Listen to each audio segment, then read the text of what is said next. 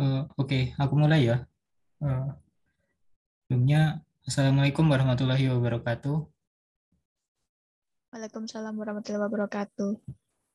Eh, Waalaikumsalam. iya. Selamat malam teman-teman. Makasih sudah berkenan hadir di mini kelas pada hari ini. Kita ketemu lagi. Eh, Soalnya kemarin kepotong liburan ya sama WI 9-nya. Oke, kemarin itu kan materinya sebelum liburan itu kita sudah nyoba Figma ya. Figma terus nyoba buat UI sederhana login sama UX-nya kalau nggak salah user flow ya. Nah, itu kan kita langsung praktek ya. Yang kemarin itu soalnya emang waktunya mepet, jadi diputusin buat praktek login gitu.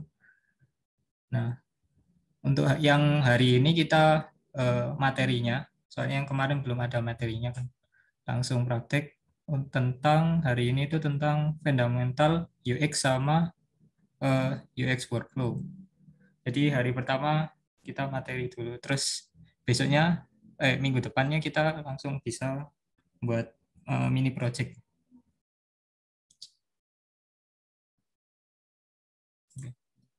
Nah ini hari ini tentang fundamental UX.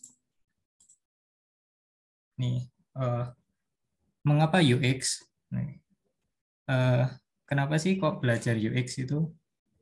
Kalau mengapa UX? Kalau nggak penting kan kita nggak bakal belajar UX. Nah, kira-kira teman-teman ada yang tahu nggak eh, mengapa UX itu? Pendapat teman-teman sendiri. Coba ya, aku coba saya coba. Mengapa kok UX? Soalnya UX kan user experience kan ya. Jadi di sini tuh mengedepankan gimana user bisa nyaman untuk menggunakan produk kita gitu, Kak. Oh, coba saya pilih random deh. Tanyain Waduh, mengapa UX.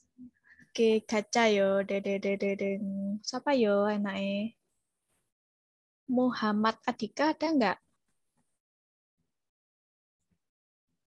Halo?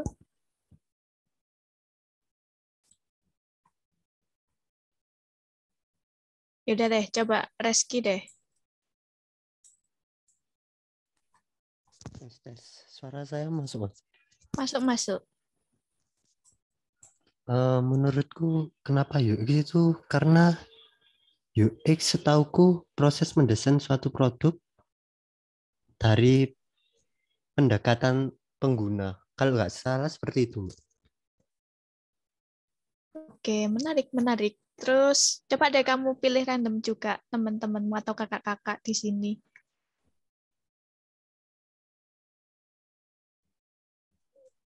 Eh, Muhammad Bintang.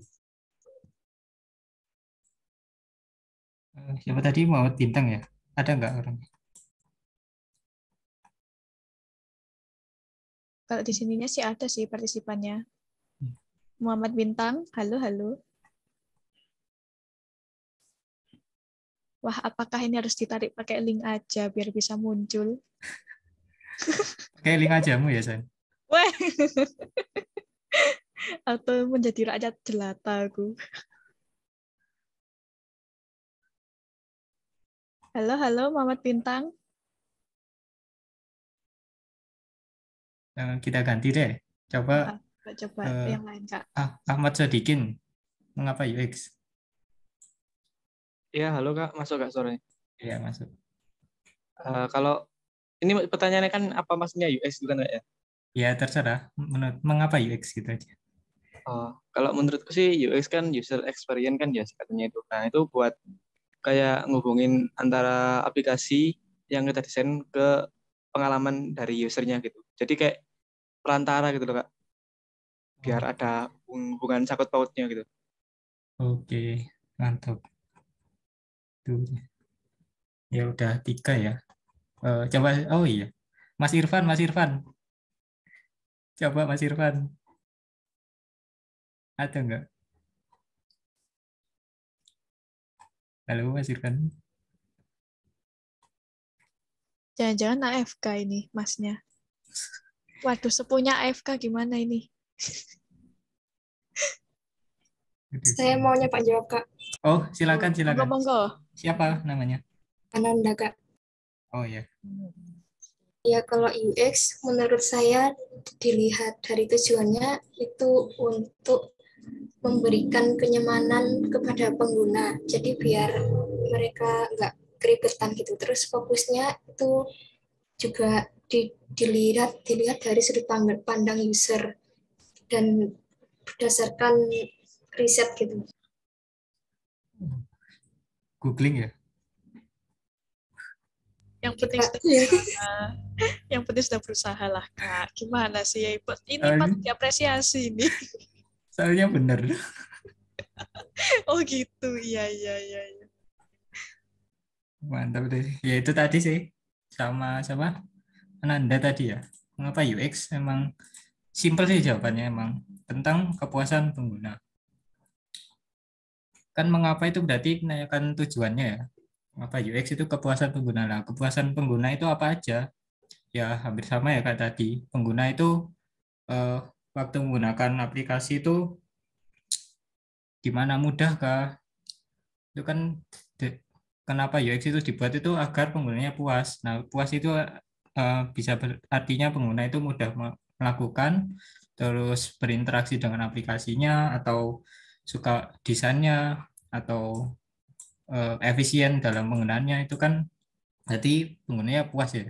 Nah, itu sih tujuannya mengapa UX ini. Oke, itu tadi sih cuman review. Terus selanjutnya UX, pasangannya itu UI. Kenapa kok pasangannya UI, UX? Kok enggak yang lainnya gitu? Nah, ini sebenarnya UX dan UI ini memang hampir sama, cuman berbeda ya. Bukan sama sih, berbeda, cuman saling melengkapi atau saling berkolaborasi gitu ya. Ini sih yang di kiri ini UX kan ada macam-macam ya, itu bentuknya ya.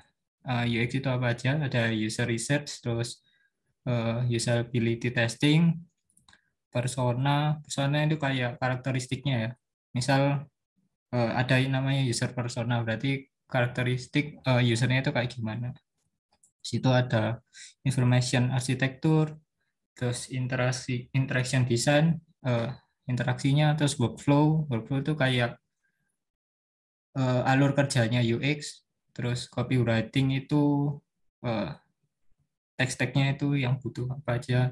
Terus low fidelity itu maksudnya dia itu masih apa ya, samar, maksudnya kayak bentuknya masih coret-coretan, sketsa, soalnya masih dalam bentuk apa UX design gitu.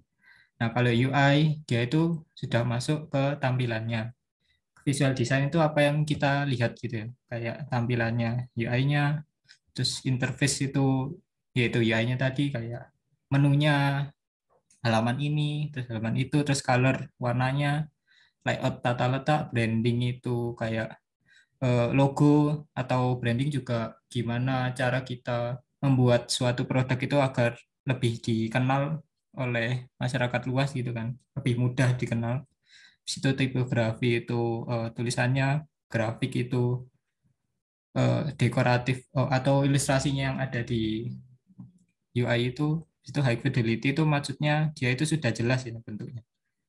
Jadi kalau dari UX itu masih sketsa, coret-coret, di UI dia sudah high fidelity, berarti artinya sudah apa namanya, sudah ada warnanya, terus bentuknya udah jelas, menu ini, menu itu, semua orang udah langsung kenal gitu. Nah, UI dan UX ini saling bersamaan, soalnya saling berkolaborasi. Nah, ini di tengah ini kan ada kayak wireframing, prototyping, usability sama accessibility, ini dia itu saling bekerjasama. Misal kalau dari UX, karena ini dia bikin sketsa apa wireframe ya.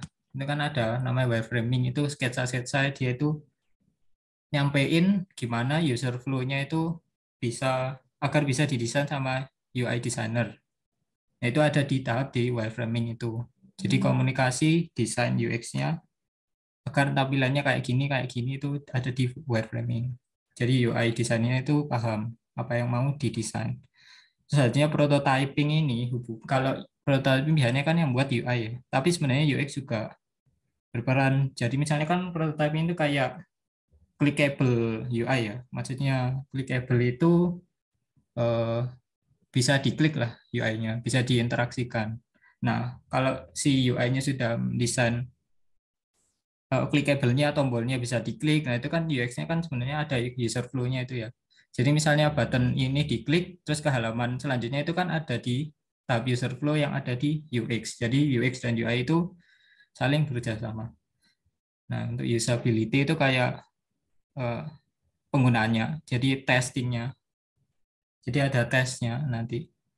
Itu kalau sudah jadi bisa dites apakah aplikasi yang prototyping itu pas dijalankan sesuai tujuan yang sudah didesain di UX itu. Nah, itu nanti sesuai gitu UX dan UI. Terus accessibility itu pengguna pengakses user bisa mengakses aplikasi tersebut. Itu sih. Jadi UI dan UX itu saling berdampingan. Nah, itu UI dan UX. Selanjutnya kita mau bahas ini UI ya tadi udah ya. UI itu ya ini komunikasi antara pengguna user dengan sistem pada sebuah program. Jadi penghubung ya, UI itu penghubung pengguna dan juga sistem program. Jadi kalau nggak ada UI itu penggunanya kan nggak bisa ngapa-ngapain, gitu nggak ngerti program. Jadi penghubung bisa berinteraksi. Nah, contoh UI itu ya itu tampilan fisiknya kayak menunya, buttonnya, terus ada warnanya, tampilan animasi sampai pola komunikasi itu mas, ya animasi itu atau feedbacknya. Misal button ini diklik, nanti feedbacknya ngapain? Kan saling komunikasi antara sistem dengan pengguna. Kalau UX ya ini sih tadi di awal kan mengapa UX tujuannya. Nah, kalau UX-nya sendiri itu user experience ya, artinya pengalaman pengguna. Apa yang dimaksud pengalaman pengguna itu? Maksudnya itu kayak misal kita itu mendesain pengalaman penggunanya. Jadi kayak misalnya langkah-langkahnya. Misal si pengguna ingin membeli produk ini ya, berarti kita harus mendesain alurnya. Pertama pengguna haruskah login atau pilih produk dulu, terus habis itu nanti di check out itu kan kita mendesain alurnya, itu namanya pengalaman penggunanya. Jadi agar si pengguna saat menggunakan aplikasi itu ya tujuannya tadi itu nyaman di awal tadi. Nah, selanjutnya ini adalah UX workflow ya. Sebenarnya UX itu ada banyak metodenya. Tapi yang di sini kita pakai namanya design thinking. Ya ini sama kayak tahun kemarin pas aku diajarin sih. Jadi design thinking sendiri itu ada ini ada 5 tahap. Yang pertama ada empathize, terus define, terus ideate, prototype, sama yang terakhir itu test. Jadi ini tahapan yang harus dijalani oleh UX designer gitu. Nanti kita bahas lagi sih empathize itu apa. Oh ya, sebelumnya ini ada kayak bukan landasan ya, kayak awalan sebelum kita membuat itu sih project. Jadi kalau misalnya kita ditanya temen lagi lewat gitu kan, ini lagi kamu lagi membuat apa atau lagi nggarap apa, itu kan kita harus tahu ya, menjelaskan sesederhana mungkin untuk project yang kita garap. Nah itu kita harus bisa nentuin di awal dulu kita mau membuat apa. Ini ada metode-metodenya. Misalnya Twitter Pitch ini yang kemarin aku coba lakuin sih, tapi nggak tahu, ya nyoba aja. Jadi nanti ada, pertama kita mencari masalah ya, penentuan masalah. Di situ tujuan aplikasi dibuat, terus target audiennya itu siapa, atau solusi. Solusi ini masih secara umum ya, jadi nanti solusi ini bisa dibahas lagi untuk sesuai kebutuhan pengguna. Nah, itu sih. Terus ini cuman awalan untuk sebelum kita pingin harus tahu dulu mau buat apa gitu. Untuk minggu depan mungkin kita langsung buat ini Twitter Page. Oke, selanjutnya kita masuk ke UX workflow. Jadi apa yang dilakukan UX? Jadi yang pertama setelah kita tadi mengetahui landasan tadi ya, maksudnya kita membuat apa, kita itu terus melakukan empathize. Empathize itu di sini kayak mengumpulkan collecting data sebanyak-banyaknya atau mencari masalah sih juga bisa masuk ke sini sesuai aplikasi yang akan kita buat gitu ya. Di sini penjelasannya seorang desainer perlu mengetahui pengalaman, emosi, dan situasi dari si pengguna. Berarti di sini ada banyak cara ya, bisa melakukan wawancara, observasi, dan cara lainnya atau Giveform ya kalau sekarang online. Jadi survei. Misal aplikasi, oh ini aja deh, contohnya kayak yang digambar ini kan yang tahun kemarin ya, aku sama Sain, sama Eva, sama Yasa juga, sama yang lainnya, BRI 8, ngelakuin tentang KFC. Nah ini kita ini ngambil datanya itu dari komentar Play Store, kalau misalnya ya, Play Store gitu. Terus kita masukin di Miro ini namanya, ada apa softwarenya Miro. Jadi kita masukin sebanyak-banyaknya ke Miro ini. Jadi misal komentar tentang UI-nya jelek atau masih susah diakses, itu bisa dikumpulin jadi satu dulu. Meskipun berantakan, nggak apa-apa. Nanti kita bisa mengelompokkan data ini di fase nanti sih ada. Kalau yang di kanan ini, oh ini kompetitif analisis ya, sama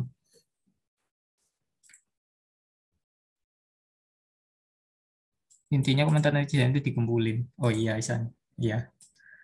Ya dulu kita ngelakuin gitu. Suka mencari masalah ya, anak UX. Ada bagusnya kok, Kak. Ya, terus yang di kanan ini kompetitif analisis ya. Ini gunanya apa? Ini untuk supaya kita lebih mengetahui lagi aplikasi tentang aplikasi semacam KFC ini kan. Maksudnya kompetitif ini berarti saingan. Jadi saingannya KFC itu ada BK itu Burger King, terus ada McDonald, dia kan sama-sama fast food ya. Fast food, tapi ini modelnya aplikasi ya. Jadi semua ini reviewnya diambil dari komentar Play Store itu. Nah, ini nanti kompetitif analisis ini menggunakan SWOT analysis. Namanya ya SWOT analysis. Artinya ada strength, weakness, opportunity sama threat. Nah, itu nanti kita lakukan dua minggu lagi ya. Iya. 2 minggu atau 1 minggu lagi. Terus ya itu sih yang tes. Jadi tahap ini itu mengumpulkan data sebanyak-banyaknya. Itu sih intinya empathize. Oke, selanjutnya itu ada fase define. Nah, di sini penjelasannya desainer mengerti kebutuhan pengguna itu tadi. Maka desainer perlu menggambarkan sebuah ide atau pandangan user yang menjadi dasar dari produk atau versi yang akan dibuat. Oh, di define ini berarti kita harus bisa menentukan atau menggambarkan kebutuhan-kebutuhan pengguna gitu loh. Kalau tadi kan ada masalah ya, masalah di fase empathize itu kan sudah dikumpulkan. Nah di define ini lebih didetailkan, maksudnya lebih dikelompokkan lagi sama ada di filter juga.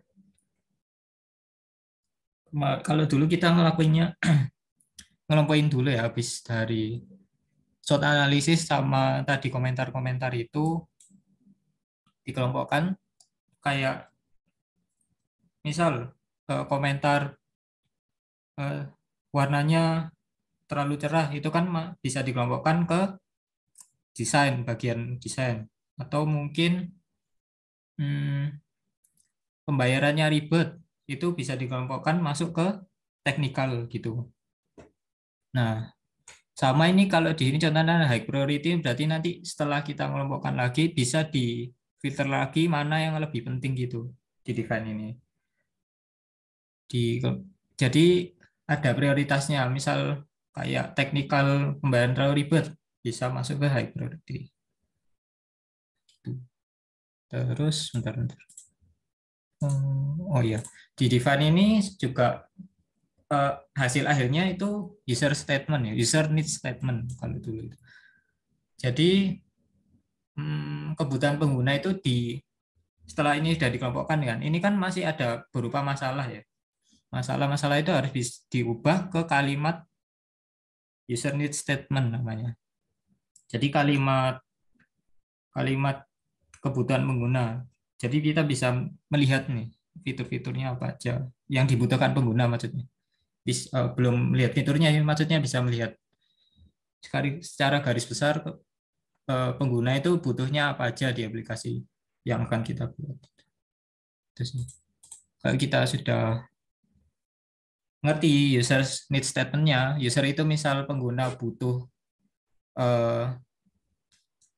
untuk login itu kan sudah user need statement ya. Itu bisa masuk ke idiot ini. Nah, di idiot ini kita membuat yang namanya user flow. Kayak yang kemarin kalian buat pas login itu ya, user flow. Nah, itu kan sebenarnya kenapa kalau kita buat login, itu kan kita dapat alur login itu kan dari kebutuhan pengguna. Soalnya pengguna butuh untuk login gitu kan dari fase sebelumnya. Nah, di idiot ini, di user flow ini kita membuat tadi kebutuhan pengguna itu untuk login itu kan butuh alurnya itu. Nah, itu buat di sini. Bisa alur login atau alur mau pesen atau alur logout, alur ganti tema mungkin gitu. Nah, ini kalau sudah jadi user flow-nya, nah kayak kemarin kita bisa langsung buat ininya apa? Sebenarnya sketsa low fidelity itu wireframe bisa berupa oret-oretan sih Mas Yan di UX ini. Jadi kayak wireframe-nya dari user flow bisa diubah langsung ke wireframe gitu. Nah, nanti kalau ini sih biasanya tugasnya UX designer ya. Kayak UX researcher tadi itu ngumpulin data sama riset sampai tuh. Habis itu dia ini UX designer. Jadi dia itu outputnya sampai wireframe ini. Nah, gunanya wireframe ini supaya tahap selanjutnya UI designer itu lebih mudah buat desainnya gitu kan.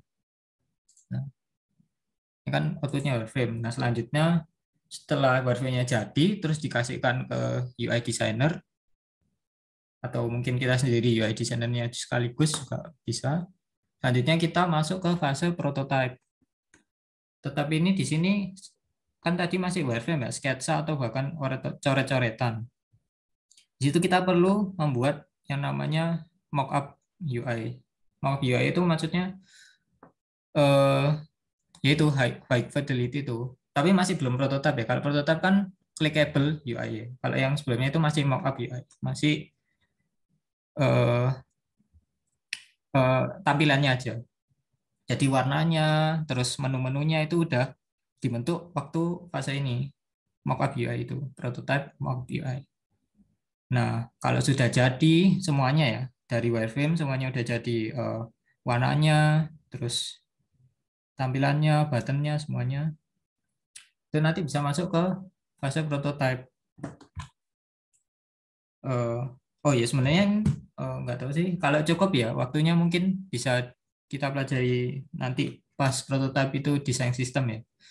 Jadi kita sebenarnya membuat desain sistemnya dulu, terus baru buat mockup UI-nya. Jadi gunanya desain sistem itu agar kita lebih gampang buatnya ngarahin semua stylenya. Jadi biar halaman ini sama halaman selanjutnya itu warnanya nggak beda, terus ukuran fontnya sama, terus white space-nya sama, itu bisa diatur di desain sistem. Tapi kalau cukup nanti kita prakteknya juga pakai itu.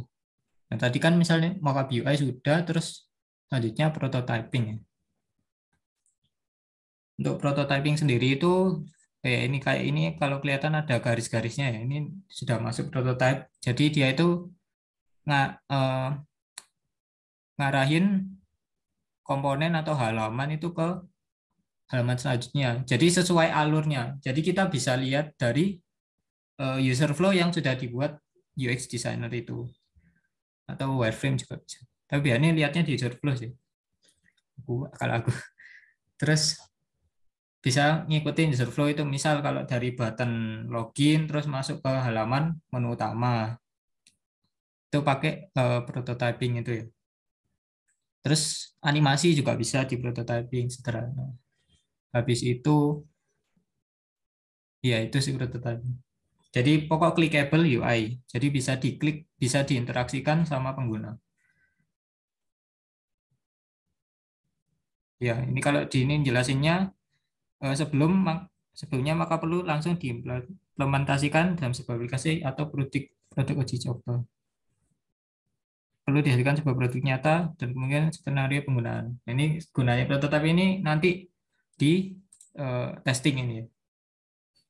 Nah, di testing ini kan tadi sudah bisa diklik-klik ya, bisa user flow-nya jalan, bisa diinteraksikan. Nah, ini cara uji cobanya ke pengguna atau kita itu nyari sampel supaya melihat hasil yang aplikasi yang sudah kita buat itu berhasil nggak sesuai tujuan kita awal nggak, atau presentasi berhasilnya berapa gitu kan, kita perlu ada testing. Jadi tahap terakhir itu testing.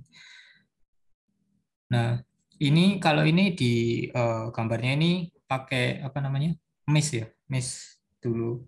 MIS.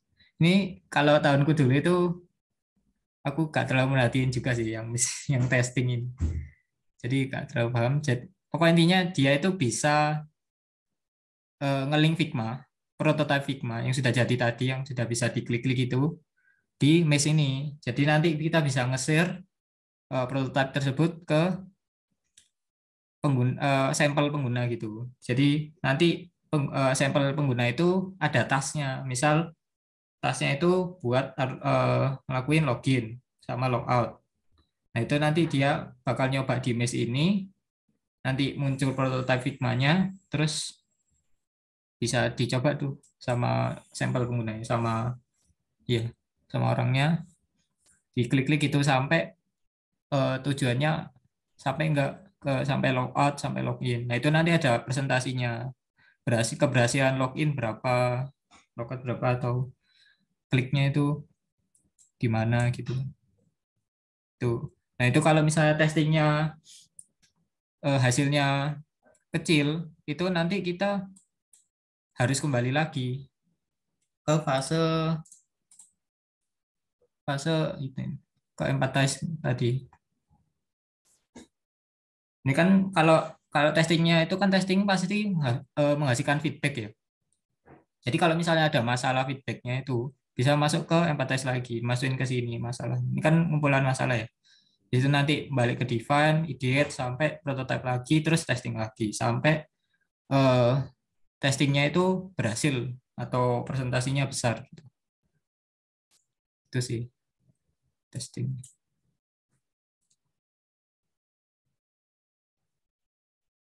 Mungkin sampai sini ada yang ditanyakan dari UX workflow ya. Itu sih UX workflow sudah.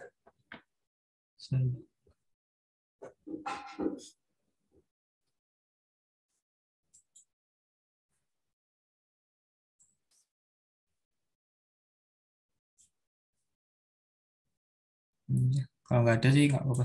Kalau minggu depan itu insya Allah kita bahas ini ya, Twitter page ini ya. Jadi nentuin projectnya dan project yang akan kita buat gitu.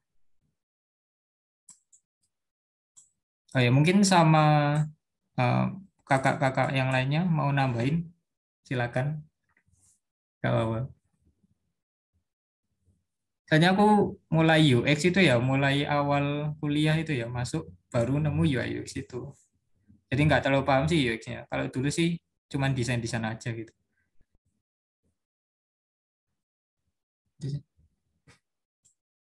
Apa? Sain, Kalau Eva? dari aku sih nggak ada sih. Soalnya aku pun dulu ya sejalan kayak kamu dulu. Cuman Oke. asal-asal desain gitu. Iya. Mungkin Mas Mbak yang lainnya silakan kalau mau nambahin.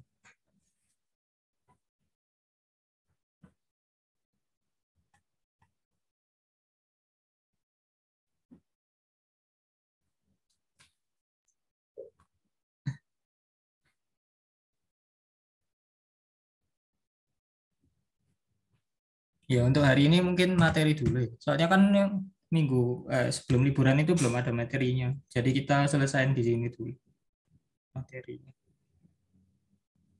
Oh iya sama jangan lupa absen ya. Absennya udah ada sih di Google Classroom. Untuk hari ini belum ada assignment. Mas mau tanya. Oh iya, silakan. Siapa ini? Rizky ya? Ya, berarti minggu depan itu eh, bikin bikin landasannya itu bareng-bareng gitu, Mas. Iya, iya bareng-bareng. Oh, Oh, ya. tapi mungkin nanti dibagi aja ya. Eh, biar kita dapat eh, pandangan secara banyak pandangan gitu. Jadi nanti dibagi breakout mungkin untuk Twitter page ini. Itu sih. Gimana?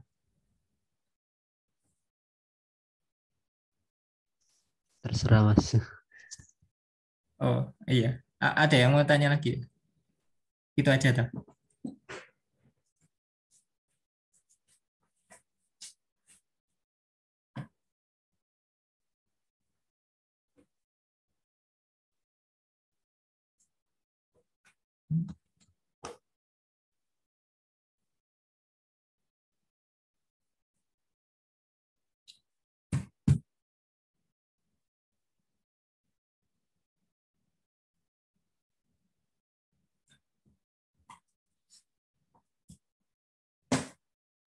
Oke dah. Ini nggak ada yang mau nambah ya, San, Eva, Easa, mungkin beneran. Cukup sih dari aku. Oh, ini sih kayak masalah development. Aku pas dulu, nggak dulu banget sih, semester lalu itu kan ada tuh apa mata kuliah apa desain antarmuka. Nah, itu kan kita suruh bikin aplikasi. Nah, awalnya kan ini sambil cerita ya aku. Iya. Barangkali ada yang tertarik juga sama aplikasinya. Nah, itu aku kan bingung awalnya aku kira aku harus ngoding dari awal, belajar dari awal untuk Android Studio dan lain-lain. Tapi ternyata guys, aku itu nemu aplikasi, ya nggak aplikasi, bukan aplikasi juga sih, di web bisa sih untuk generate-nya. Nah, itu namanya Bravo Studio. Nah, di situ nanti cara kerjanya, kalian itu ya desain-desain di Figma itu sama ya ada aturannya sendiri sih untuk Android Studio-nya biar bisa kebaca. Itu nanti bakal ke generate bisa jadi aplikasi gitu. Itu kalau penasaran bisa tuh kalian kalau mau explore-explore tak tulisin aja namanya. Kamu sudah berhasil lah, San, itu buat itunya. Ya, tapi masih agak-agak cacat, masih cupuh bun, kok bun sih, masih cupuh Pak. Mantap. Bisa dicoba. Ya, itu barangkali kalau ada yang tertarik itu mau belajar-belajar, Apa lumayan. mau share screen ah? Share screen Aduh, aja. ya tak share screen ya. Oh iya sih. Sebentar, sebentar. Aku nggak bisa share screen nih, host. Bentar, Oh tak, iya lupa lupa tak siapin Figma-ku dulu sih. lupa. Sebentar ya.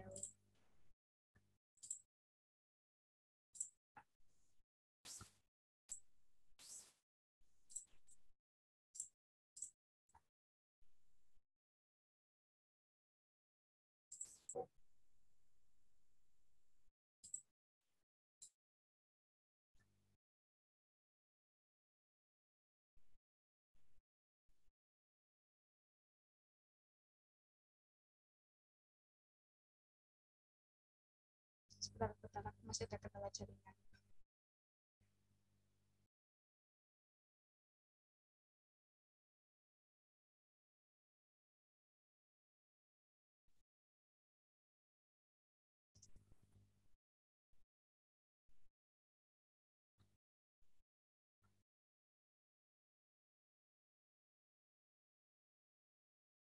Oh ya, ini udah bisa. Sebentar.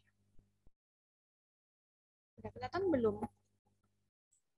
Sudah, sudah. Ini tak kopikan aja yuk.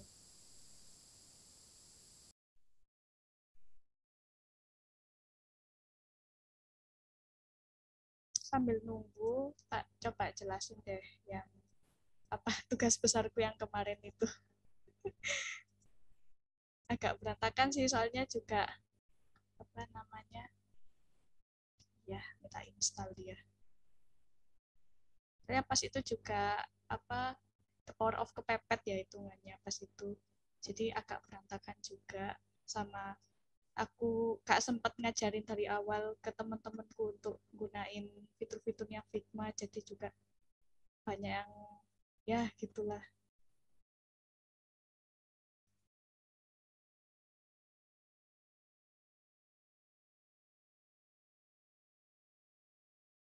Maaf guys, bentar ya, jaringanku juga agak-agak. Sebentar, ini ada yang nyempil.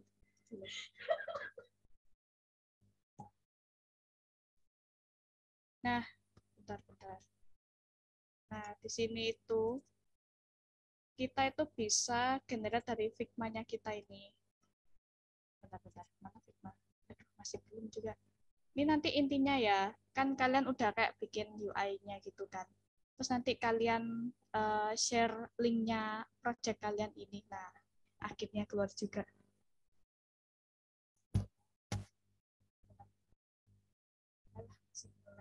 Bentar ya guys, ya ampun, maaf banget nih, jaringanku agak-agak sama juga.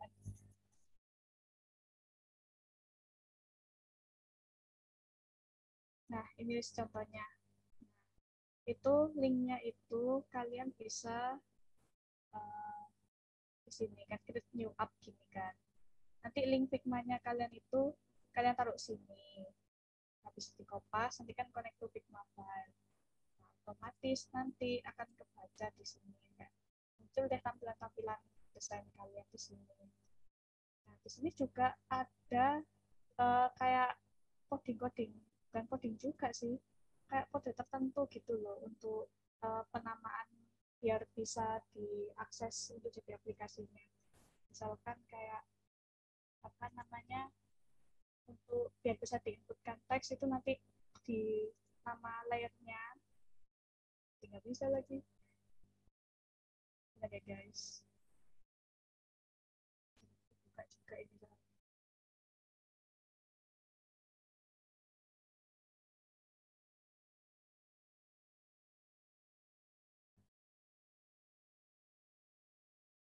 Tak carikan dulu.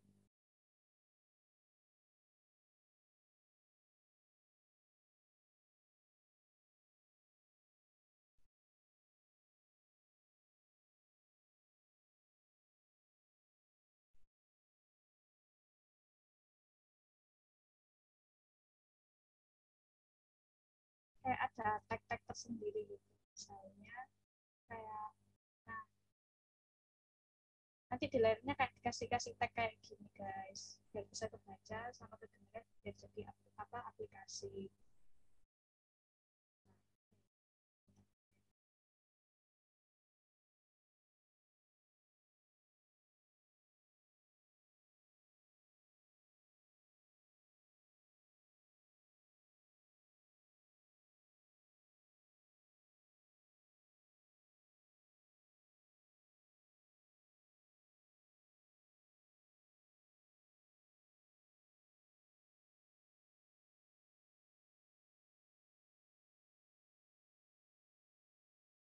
Ya, ini juga ada kontainernya juga. Nah, kontainer itu apa sih? Kontainer itu kayak frame-nya biar bisa dibaca sama biar desain kalian itu bisa kebaca sama Bravo Studio-nya. Misalkan kalian butuh navigasi, ini kan navigasinya kayak menu. Kelihatan nggak sih? Kelihatan kan ya? Nah, di sini tuh jadi butuh kontainer yang atas, yang top layer level itu. Itu ada tag-nya sendiri. Lupa tag-nya apa. Pokok ada tag-nya sendiri. Terus untuk kontainernya sendiri itu kayak layer keseluruhan atau bahkan kayak batas dari yang kontainer atas sampai layer yang bukan layer sih, apa area yang dibutuhkan untuk bisa ditampilkan di aplikasinya. Terus misalkan kayak sudah diatur-atur gitu, ini nanti muncul kok di sini kayak kayak import error, unexpected element kayak gitu nanti errornya. Ini waktu itu tak paksa sih. Ini soalnya waktu itu gak ketemu errornya di mana, jadi kayak ya wes langsung gas aja gitu. Terus untuk dengan aplikasinya itu, nah di publish ini itu nanti langsung get debug APK ini nanti jadi file APK gitu loh, dikirimnya lewat email kalian. Ini nggak sampai 24 jam guys, sumpah. Itu cuma sekitar 20 menitan atau 30 menitan itu udah jadi pas itu. Guys, mungkin kalau ada yang tertarik. Oh ya, kalau misal pengen tahu hasilnya gimana Kak, yaitu nanti misalkan ini ya, kan sudah punya ini kan, udah di save juga, udah di update ini ya. Terus kalian juga harus download aplikasi Bravo Studio ini di Android kalian, ada kok di Play Store. Nah di situ nanti kalian bisa hubungin lewat email kalian itu, kan nanti langsung terhubung di sini kalian punya project aplikasi apa aja. Nanti itu bisa kalian coba kayak prototyping gitu, kayak dicoba, oh ini nanti bisa apa enggak, scrollingnya bisa kayak gitu-gitu. Sampai ini masih belum bisa deh, kan masih ngelek-ngelek. Beda sih, itu aja sih yang mau ku sharing. Barangkali ada yang tertarik sama pengen belajar lebih dalam tentang kalau pengen coba development ininya, desainnya. Waduh, anti ngoding ya Kak? Iya nih. Gimana sih anak TI kok anti ngoding? Waduh, dah saya menyamar aja. Iya itulah. Iya itu sih bagus sih. Kalau misal nanti semester depan, atau semester ini ya, WRI 9 desain antarmuka. Nah, desain antarmuka itu nanti kalau udah semester 3 sih, kalau D4 kurang tahu yang D3. Itu tips and trick dari Mbak Sen. Cara cepat guys, itu aku ngerjain semalam sama jangan ditiru tapi nanti jadinya nggak maksimal. Oke. Dan mungkin cukup sekian ya untuk pertemuan kali ini. Di materinya udah, jadi besok bisa langsung garap ini project. Oh iya, itu ada Mbak Eva ngirimin tentang belajar design thinking ya. Jadi bisa dibaca dulu untuk sebelum praktek ya. Oke. Di kolom chat. Oke deh, itu aja sih dari aku sama Pak mentor lainnya. Makasih banyak buat mentor-mentor lainnya sama Mas Mbaknya yang sudah hadir. WRI 9 juga makasih banyak. Oke, aku tutup ya. Wassalamualaikum warahmatullahi wabarakatuh. Selamat malam. Aku end ya untuk semuanya. Ya baik Kak. Waalaikumsalam warahmatullahi wabarakatuh. Terima kasih. Iya.